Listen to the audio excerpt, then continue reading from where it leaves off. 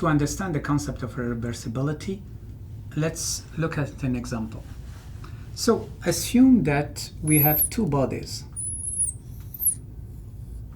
One, let's say, is at 100 degrees C, and the second one is, let's say, at 20 degrees C. What do we know is that spontaneously heat will flow from hot to cold. We have nothing to do. Okay, this is Q.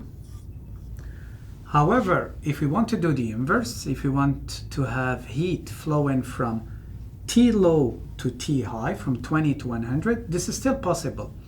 But there is a price to pay following closest statement of the second law of thermodynamics.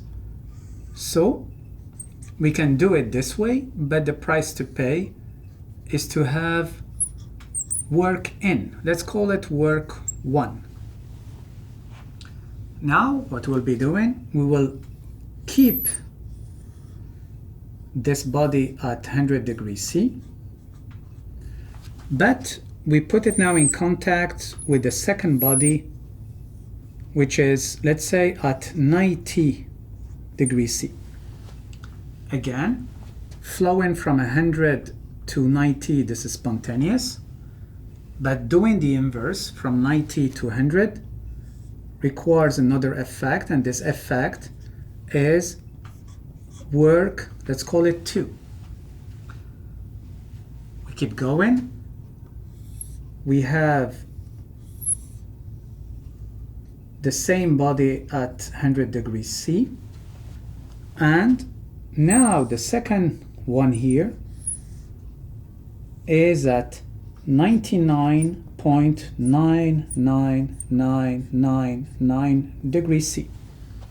So from 100 to the temperature of the second body, this is spontaneous.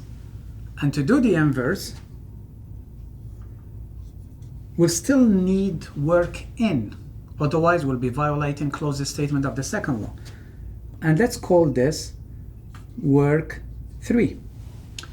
Now, conceptually, we clearly understand that we have to provide more work here because of the difference of temperature than here. So we can write that work 3, this one, is very small compared to work 2, which is very small compared to work 1.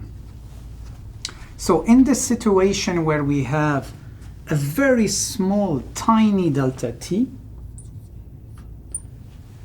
the work required is tiny small, to the point that conceptually we can imagine that we can go one way and the other way, so from 100 to 99.999, and we do the inverse without adding work. So you see, we are really at the limit of violating the second law of thermodynamics. When we do this, we call this process as reversible process.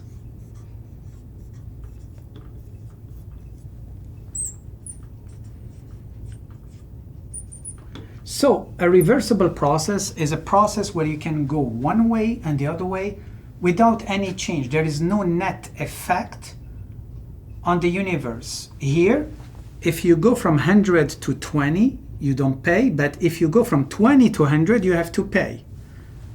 And this is coming from the universe or the surroundings. But here, the net effect is tiny small, and we can push it to the limit where we say, you know what, I can have this process from this body to this one and the inverse without adding work. The limit is a violation of the second law of thermodynamics if work 3 is equal to 0. But I can imagine that it's so tiny small that I can do it with the minimum cost. And if we have a process like this, we call it a reversible process.